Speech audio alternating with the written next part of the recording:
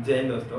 इस वीडियो में हम संख्या पद्धति के क्वेश्चन से डील करेंगे, उसके कॉन्सेप्ट से डील करेंगे। आइए समझते हैं संख्या पद्धति को। देखिए संख्या पद्धति जैसा कि नाम से हमें एक चीज नाम में क्या मिला को संख्या और पद्धति।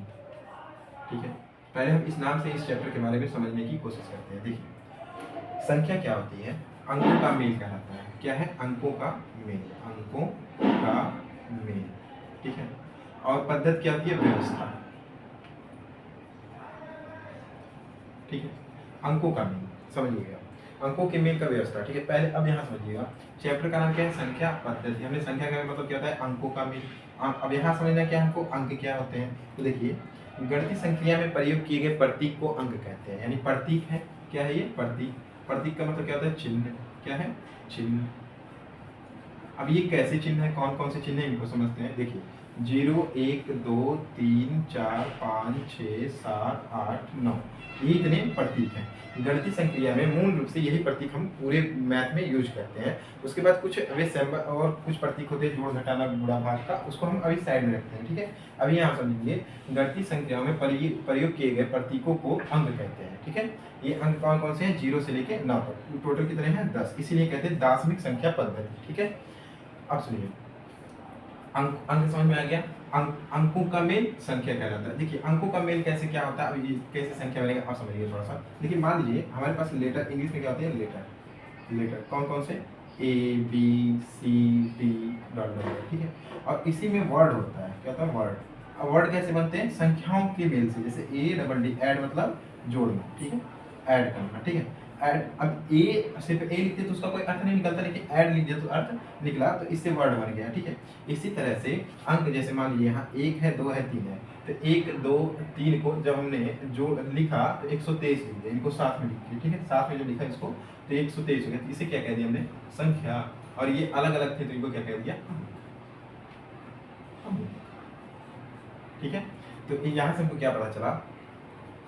संख्या क्या होती है? अंकों का मेल। अंक क्या होते हैं? गणितीय संक्रिया में प्रयोग किए प्रतीक। ठीक है, पद्धति क्या है? व्यवस्था। यानी अंकों के मेल से एक व्यवस्था बनाई गई है, उस व्यवस्था को जिस अध्याय में पढ़ते उस अध्याय को क्या कहते हैं? संख्या पद्धति। इंग्लिश में नंबर सिस्टम। Number system. देखिए इसमें जितने भी टाइप के क्वेश्चन बनेंगे, ये बहुत ही बेहद इंपॉर्टेंट चैप्टर है, इससे अक्सर हर एग्जाम में क्वेश्चन पूछे जाते हैं। तो चलिए इसका हमने पहले चैप्टर का नाम बताया, उसके बारे में समझाया, अब इस पे क्वेश्चन से डील करते हैं कैसे कैसे प्रश्न से पूछे। इस अध्याय में कुल 10 टॉपिक हैं जो मेन है, जिनसे अक्सर क्वेश्चन पूछे जाते हैं। आइए 10 टॉपिक समझते हैं कौन कौन से हैं। संख्या के प्रकार, जैसे पूर्ण संख्या, ठीक है, पूर्णांक, ठीक है, प्राकृतिक संख्या, ये सारी संख्याएं कौन कौन सी हैं इनको समझेंगे। इसमें विभाजकता पर आधारित प्रश्न, दो से कोई संख्या ऐसे आपको दे दी जाएगी, पूछी जाएगी वे 2 से विभाज्य है कि नहीं। ठीक है, जैसे मान लीजिए आपको दे दिया जाए 24, पूछा जाए 2 से विभाज्य है कि नहीं, तो ये संख्या 2 से विभाज्य है। 4 से, 5 से, 11 से, 32 से, 94, 96, ऐसे क्वेश्चन पूछे जाएंगे। तो ये भी काफी इंपॉर्टेंट होता है। दूसरा योगफल पर आधारित प्रश्न, लगातार सीरीज एक दे दिया जाएगा, उससे पूछा जाएगा इतने का योगफल बताइए।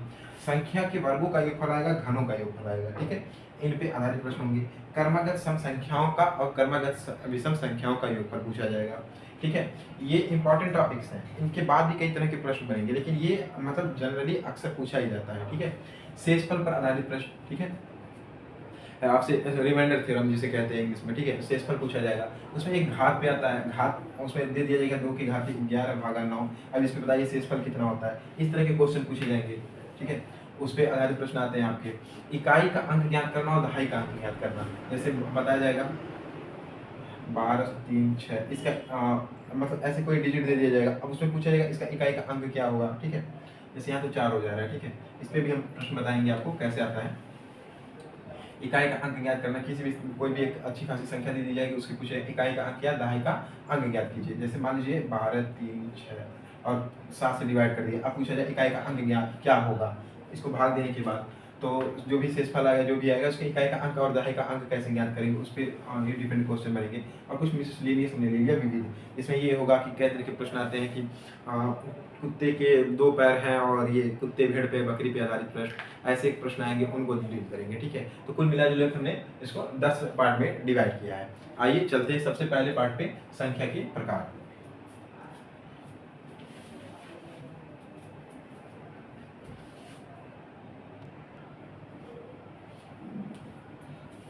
देखिए संख्या के प्रकार में कुल 10 तरह के हमने संख्याओं को डिवाइड किया है जनरली। देखिए समझते हैं सबसे पहले प्राकृतिक संख्या। प्राकृतिक संख्या क्या होती है इन्हें समझते हैं। देखिए जहाँ से आपने किसी चीज़ को गिनना शुरू कर दिया, जहाँ से आपने किसी चीज़ को गिनना शुरू किया वहीं से स्टार्ट करके जहाँ तक आप डिलीट ले जाएंगे वे क्या है प्राकृतिक संख्या। आइए समझते हैं कैसे। जैसे हमारे पास ऐसे ये देखिए 3 मार्कर है तो हमने गिनना शुरू करेंगे कैसे 1 2 3, ठीक है। जीरो से नहीं गिनते, कैसे गिनते 1 2 3। तो लिखेंगे क्या sir 1 2 3 4 dot dot dot dot जहाँ तक आप जा सकते हो पूरा क्या होगी प्राकृतिक संख्या। अब पूर्ण संख्या क्या होती है। देखिए इतना संख्या लिखने के बाद भी हमारी संख्या पूर्ण नहीं होती, कुछ हमसे छूट रहा है। क्या छूट रहा है जीरो। दार्शनिक पद्धति में हमने देखा 1 से लेकर के 9 तक था लेकिन आगे जीरो था, संख्या पूर्ण नहीं हो रही थी। तो पूर्ण करने के लिए क्या लिख दिए जीरो और इन्हीं को उतार ले 1 2 3 4 डॉट डॉट डॉट। तो ये क्या आ गई हमारी पूर्ण संख्या। पूर्णांक संख्या क्या है जैसे जिनमें हम सिंबल का भी प्रयोग कर ले जैसे प्लस और माइनस का, जैसे -3 -2 -1, ठीक है, और 0 +1 +2 और +3 ऐसे डॉट डॉट डॉट इनफाइनाइट इधर भी इनफाइनाइट है, ठीक है। तो ये क्या हो गई हमारी पूर्णांक। परिमेय संख्या क्या होती है इनमें थोड़ा सा ट्विस्ट है। आइए समझते हैं परिमेय संख्या। परिमेय संख्या क्या होती है जिन्हें p/q के रूप में लिखा जा सके। ऐसा किताबों में लिखा हुआ हमें मिलता है लेकिन नॉर्मली हम याद करेंगे कैसे, जिन्हें बटे के रूप में लिखा जा सके। कैसे बटे के रूप में लिखा जा सके। कैसे लिखा जा सके सर बटे के रूप में लिखा जा सके। बटे के रूप में कैसे p/q, ठीक है। जैसे मान लीजिए 2/1 है ना, ये परिमेय संख्या हम इसको कह सकते हैं 16/4। ये क्या होगी बटे के रूप में इसको लिख सकते हैं ना, ठीक है। तो ये क्या हो गया हमारा परिमेय संख्या हो गया, ठीक है।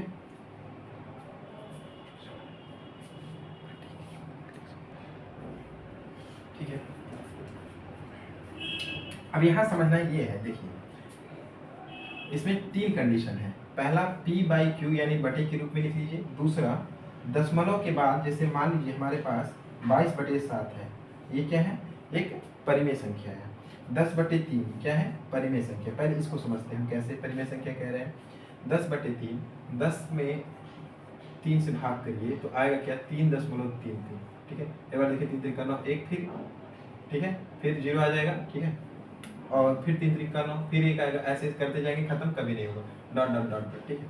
दशमलव के बाद हम गिन नहीं सकते कितने अंक आएंगे, 3 3 3 3 कितनी बार आएंगे हमें पता नहीं है।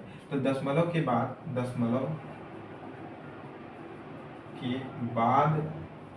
के अंक गिने ना जा सके परंतु रिपीट हो तो संख्या परिमेय संख्या होगी। तीसरी चीज क्या होगी इसमें 3 कंडीशन याद रखना। p/q होना चाहिए मतलब बटे के रूप में लिख सकते हैं। दशमलव के बाद के अंक अगर जो गिने नहीं जा सकते हैं लेकिन रिपीट है तो क्या होगी परिमेय संख्या। और तीसरी क्या है दशमलव के बाद के अंक गिने जा सके। दशमलव के बाद के अंक ऐसे हम दशमलव दे रहे हैं, दशमलव के बाद के अंक गिने जा सके। समझिएगा हमने 3 चीजें आपको बताया। थोड़ा सा परिमेय संख्या के लिए क्या होता है कि या देखिए तभी परिमेय संख्या कोई संख्या हो सकती है क्या या तो बटे के रूप में लिख सकें, दूसरी बात या तो दशमलव के बाद के अंक क्या हो गए गिने जा सकें, या दशमलव के बाद के अंक गिने नहीं जा रहे हैं लेकिन रिपीट हो रहे हैं। जैसे अब समझिएगा पहला तो आपको ये समझा दिया ये क्या होगी परिमेय संख्या, ठीक है। दूसरा हमने ये ऐसे ले लिया 10/4, ठीक है। इसको भाग कर चेक करते देखिए 10/4 4 दूना 8 बचा 2 दशमलव लगाया 0 4 पंजे 20 यानी दशमलव के बाद कितने अंक हैं 1 हमने गिन दिया, ठीक है। तो दशमलव के बाद कितने अंक हैं 1, हमसे पूछा जाए दशमलव के बाद कितने अंक अगर जो बता दे रहे हैं ये भी संख्या क्या हो जाएगी परिमेय संख्या होगी, ठीक है। 3 चीजें आपको हमने बताया। p/q के रूप में लिख सकते हैं जैसे 16/4 है बटे के रूप में लिख लिया तो ये परिमेय संख्या हो गई। अच्छा दशमलव के बाद के अंक गिने जा सकने चाहिए। 10/4 लिखेंगे तो 2.5 आएगा, दशमलव के बाद के अंक 1 है तो ये भी परिमेय संख्या हो गया। 10/3 लिखा हमने, इसका वैल्यू क्या निकला है 3.33333 गिन तो नहीं सकते इसके दशमलव के बाद के बहुत सारे आएंगे, ठीक है। हम हमारे मतलब 100 150 साल 200 साल हम भाग करते जाएंगे तभी वैल्यू वही आएगी। ऐसे कंडीशन में क्या है कि ये रिपीट हो रहा है, क्या हो रहा है, रिपीट, सिर्फ सेम ही चीज़ आ रहा है, 3 इसमें भी 3 इसमें भी 3 3 3 ही हो रहा है, तो भी क्या हो जाएंगी, परिमेय संख्या होगी। अगर जो ये तीनों रूल फॉलो नहीं करेगा, ठीक है, तो वे क्या हो जाएगी, अपरिमेय संख्या हो जाएगी। वे संख्या क्या हो जाएगी, अपरिमेय संख्या, जैसे पाई, एप्सिलॉन, ये सारे क्या आ जाते हैं, अपरिमेय संख्या कहलाती है, ठीक है। इनका वैल्यू 3 दशमलव जो भी है, इसका पाई का 3.14 समथिंग समथिंग करके बहुत सारा आता है जिसे हम काउंट नहीं कर सकते हैं, ठीक है। क्या होंगे, परिमेय संख्या ये हो जाती है, पाई और एप्सिलॉन। ऐसे बहुत सारे हैं, ठीक है, जो कांस्टेंट टर्म में मतलब हमको ऐसे दिखाई देते हैं, जैसे पाई हो गया, और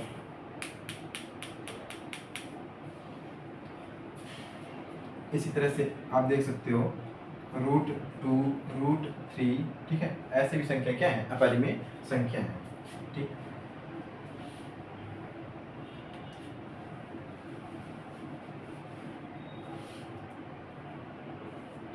अब देखिए अपरिमेय संख्या क्या है, अपरिमेय संख्या क्या है, जैसे √2, √3, √7, ठीक है।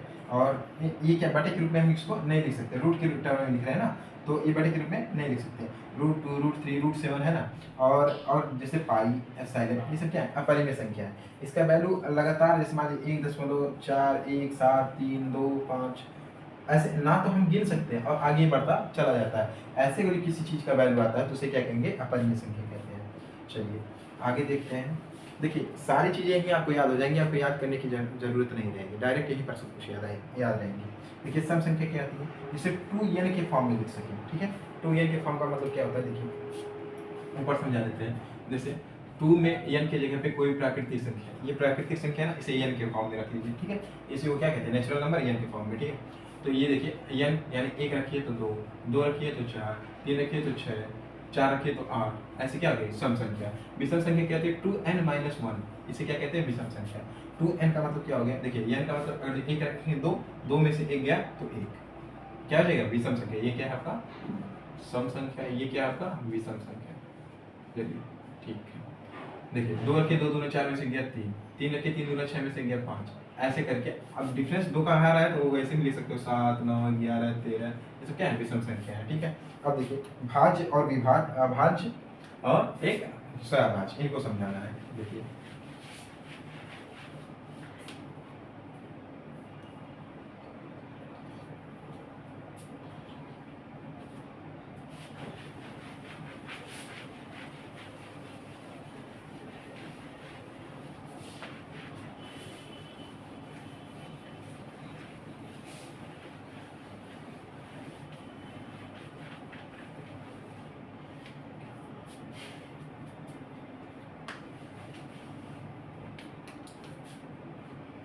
देखिए भाज्य संख्या कौन सी होती है, इनको समझते हैं, ठीक है। जो संख्याएं एक से, स्वयं से, अन्य से, तीनों से डिवाइड हो जाए वे क्या है, भाज्य संख्या। जैसे हमने ले लिया 8, ठीक है।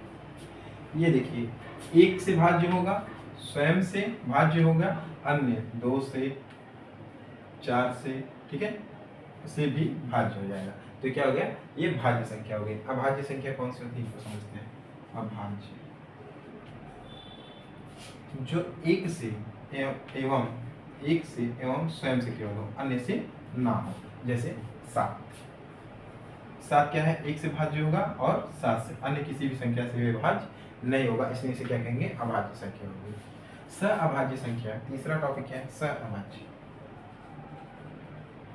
इनका एक सिंपल सा नियम है, जिनका HCF, जिन दो संख्याओं का HCF 1 आ जाए वे संख्या क्या कहलाती है, सहअभाज्य संख्या कहलाती है। जैसे मान लीजिए 5 और 7, इन दोनों का HCF आप निकालोगे तो 1 आएगा। 6, 5, इनका HCF क्या आएगा, 1 आ जाएगा।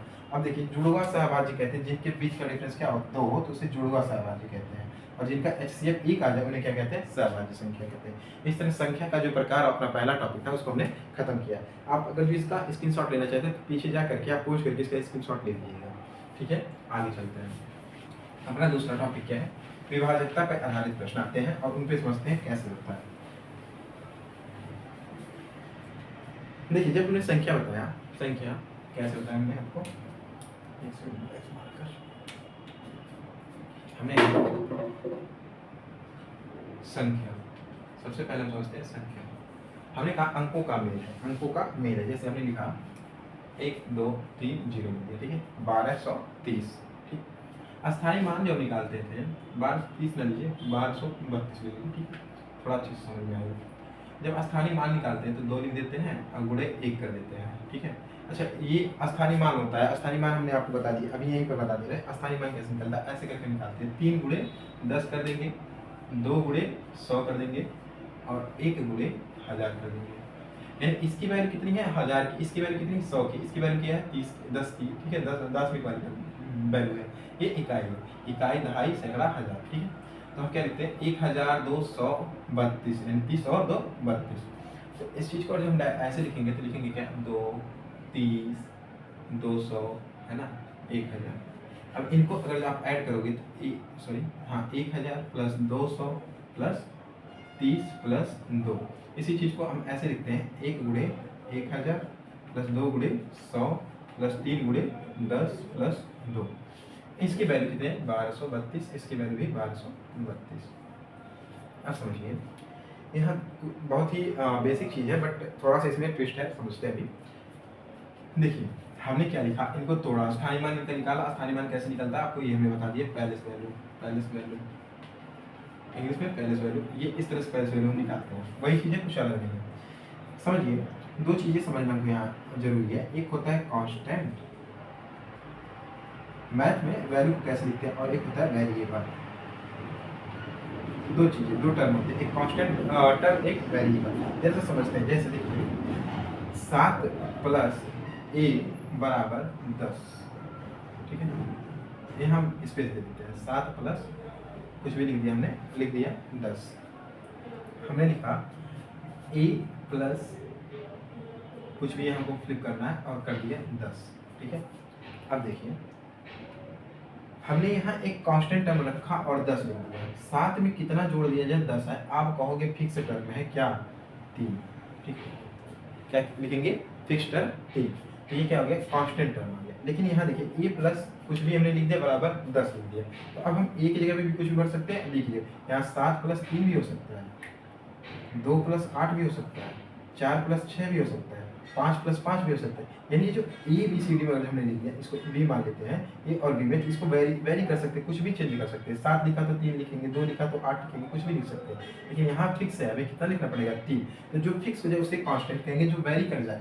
जैसे यहाँ 7 3 2 8 4 6 कुछ भी लिख सकते थे। तो वैल्यू हमेशा क्या है अपना, बस 10 बनाना था। लेकिन वैल्यू हमेशा देखिए ए का चेंज होता गया, बी का भी चेंज, लेकिन यहाँ चेंज नहीं होगा। वे क्या हो जाएगा हमारा कांस्टेंट। तो 1 2 3 4 ये सब क्या है constant, A B C D में जो लिखा जाएगा, जो ये क्या होगा हमारा वेरिएबल होगा। ए बी सी डी का मतलब ये होगा कि हम वेरी करने के लिए अन्य अन्य मान, भिन्न भिन्न मानों को रखने के लिए हम ए बी सी डी लिख रहे हैं। चलिए आइए, इतनी बातें समझ में आ गई होगी कांस्टेंट और वेरिएबल क्या है। जो टर्म जहाँ इंपॉर्टेंट होंगे उसको वही हम लोग बता देंगे, ठीक है।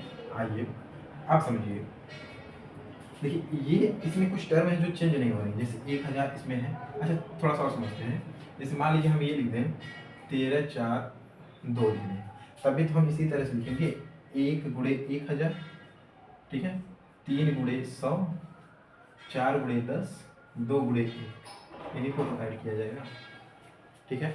इसी तरह से तो आप देखोगे कि कोई भी आप लिखोगे ना तो ये चीज़ें आपकी कहीं चेंज नहीं होंगी, ठीक है। ये चीज़ें 1 गुणे 1 होगा, ठीक है, ये चीज़ें कहीं भी चेंज नहीं होंगी। ये वैसे के वैसे देखिए यहाँ पर भी 1000 1000, 100 100, 10 10, 1 1, ठीक है, ये चीज़ें चेंज नहीं होंगी। अब हमारा वेरिएबल क्या है, ये वाला टर्म हमारा वेरी कर जाएगा कहीं भी। देखिए 1 2 3 2, यहाँ भी देखिए वेरी कर रहा है, अलग अलग आ जाएगा। इसके लिए हम लिख क्या सकते हैं, देखिए जरा a गुणे 1000, 1000 हमारा है 1000 100 10 और जो भी है हमारा कांस्टेंट है 1000 a plus 100 b plus 10 c plus d।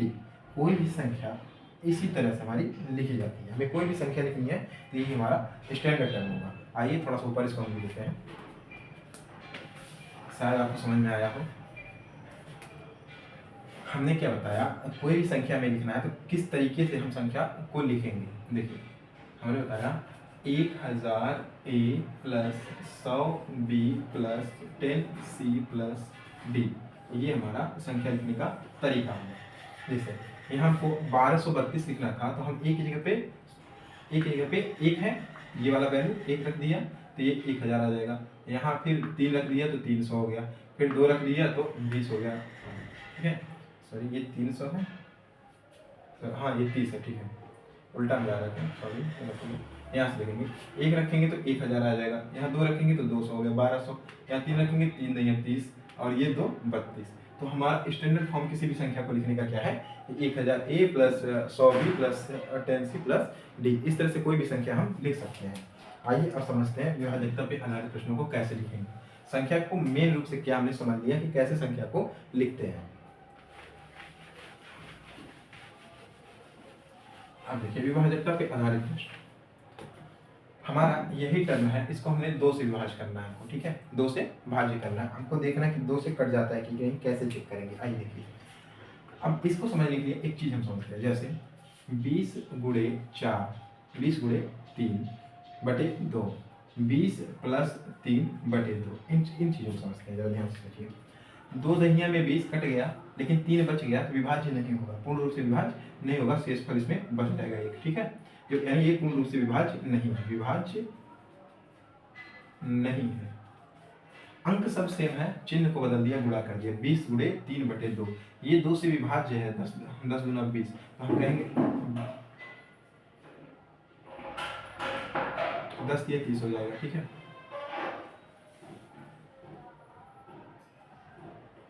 तो आप यहाँ एक चीज देखोगे कि अगर ये कट जा रहा है तो ये पूर्ण रूप से विभाज्य हो जाएगा। देखिए 10 दूना 20, 10 10 या 30 बटे 2, 2 5 15 दूना 30, तो पूर्ण से विभाज्य। यानी जब याद रखेंगे क्या, जब गुणा का चिन्ह होगा उसमें से दोनों अंक में से कोई भी एक विभाज्य हो गया तो पूरी की पूरी अंक क्या हो जाएगी, पूरी की पूरी अंक विभाज्य हो जाएगी, लेकिन प्लस में ऐसा नहीं होता है, ठीक है।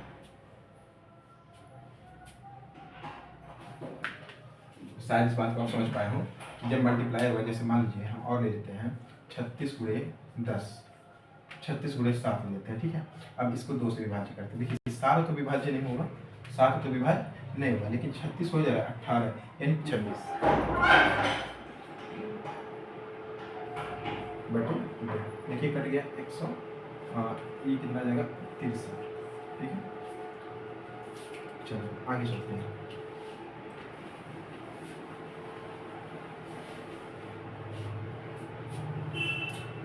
तो हमने आपको ये समझाया कि गुणा करने पे अगर जो एक भी डिजिट कर, एक साइड का भी अंक कट जाता है, ठीक है, तो ये पूरा का पूरा सिस्टम जो है पूरा विभाज्य होगा, लेकिन जोड़ घटाना करने पे ऐसा नहीं होता है। इस चीज़ को हमने आपको समझाया। अब समझते हैं, हमने जो बेस बनाना हमने बना दिया, अब विभाज्यता का नियम आप समझ सकते हो। आइए इसको यहाँ से हटाते हैं, यहाँ देखते हैं, थोड़ा सा छोटा ले लेते हैं, 100 ए प्लस 10 बी प्लस सी।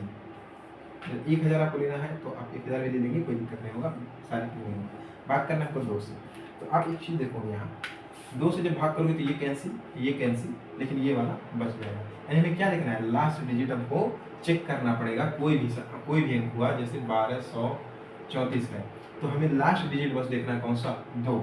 आज तक आप रटते आए हैं कि लास्ट डिजिट देखिए और 2 से तो पूर्ण रूप से विभाज्य हो गया तो उस पूरी संख्या विभाज्य होगी, लेकिन आज हमने आपको समझा दिया कि आखिर ऐसा होता क्यों है। दूसरी चीज़ देखिए, 4 से चेक करेंगे, देखिए 4 से 25 चौका 100 कट जाएगा, ठीक है। 4 दूना 8, ये नहीं कट रहा है, और ये भी, यानी इन दो को, यानी 4 से चेक करने के लिए क्या करेंगे, दोनों को चेक करेंगे, ठीक है। अब देखिए 8 से चेक करते हैं, 8 से चेक करते हैं, चलिए ठीक है। 8 से देखिए ये नहीं कट रहा है, ये भी नहीं कट रहा है, ये भी नहीं कट रहा है, यानी लास्ट के तीनों डिजिट को चेक करेंगे। ऐसे जब 16 में आएंगे तो 4 डिजिट को, ठीक है। 32 है तो 5 डिजिट, यानी यहाँ क्या हो रहा है, 2 के घाते 1, 2 के घाते 2, 2 के घाते 3, 2 के घाते 4, ठीक है, 2 के घाते 5, ठीक है। यानी कि हमको ये चीज़ और भी समझ में यहीं से आ जाएगा कि जितना अंक, यानी 2 का चेक करना है तो लास्ट का एक डिजिट, 4 है तो उसको 2 दूना 4, ठीक है, 2 के ऊपर 2, यानी कि लास्ट के 2 डिजिट, 8 है तो लास्ट के 3 डिजिट, 16 है तो लास्ट के 4 डिजिट, 32 है तो लास्ट के 5 डिजिट। इस तरह से हम चेक करेंगे। यहाँ क्या हो जाएगा, अब अगर जो यहाँ से आपको समझ में आएगा, थोड़ा सा समझा देते फिर क्वेश्चन करते हैं। सेम क्राइटेरिया देखिए 5 के लिए क्या होगा, मान लीजिए 5 के लिए चेक करना है, ठीक है, तो 100 क्या होगा, 5 से विभाज्य हो जाएगा, 10 5 से विभाज्य हो जाएगा, बचेगा क्या, सी, यानी लास्ट का एक डिजिट देखेंगे, 5वां 25, 25 चौका 100, ये कट जाएगा, ये नहीं कटेगा। 25 के लिए कितना देखेंगे, लास्ट के 2 डिजिट, ठीक है, लास्ट के 2 डिजिट। और ये विभाज्य होता तो पूरी संख्या विभाज्य होती 5 से, लेकिन नहीं होगा, ये तो नहीं होगा, ठीक है। अब यही आएगा आपका 125, इसके लिए 3, यानी यहाँ देखिए 5 के घाते 1, 5 के घाते 2, 5 के घाते 3, यानी यहाँ से एक चीज़ हमको समझ में आया कि हम 2, 4, 8, 16, 32 इनके लिए हम ज्ञात कर लेंगे कि अगर लास्ट का एक डिजिट 2 से विभाज्य हुआ, वो संख्या जैसे 1224 है, इसका लास्ट डिजिट देखेंगे 4, 2 से विभाज्य हो गया तो ये संख्या पूर्ण रूप से 2 रूप से विभाज्य होगी। लेकिन अब 4 के लिए देखेंगे, 4 के लिए हम क्या चेक करेंगे, 2 डिजिट को, दोनों संख्या 4 से 24, 4 से डिवाइड होगी तो 4 से पूर्ण रूप से विभाज्य होगी। 8 के लिए हम तीनों डिजिट देखेंगे, 8 दूना 16 और 6 8 8 64, यानी 8 से ये 3 संख्या डिवाइड हो रही है तो 8 से भी डिवाइड होगी। अब 16 देखना है तो चारों को देखना पड़ेगा, ठीक है। इसी तरह से आप देखते जाओगे तो सारा का सारा कर लेंगे। अब देखिए इसी चीज़ को जब हम 5 से देखें तो 5 से काटने के लिए एक नहीं कटेगा, क्योंकि लास्ट डिजिट ही नहीं कट रहा, यानी ना तो 5 से, ना तो 25 से, ना 125 से, किसी से डिवाइड नहीं होगा पूर्ण रूप से, ठीक है। जनरली हमको 9 का देखना रहता है, एक का देखना नहीं है। 2 3 4 5 6 7 8 9 इतने का देखना रहता है विभाजकता का नियम। 2 बता दिया, 4 बता दिया, 8 बता दिया सर।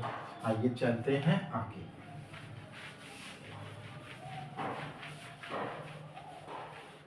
देखिए आगे अब सुनिए, अगर जो हमारे पास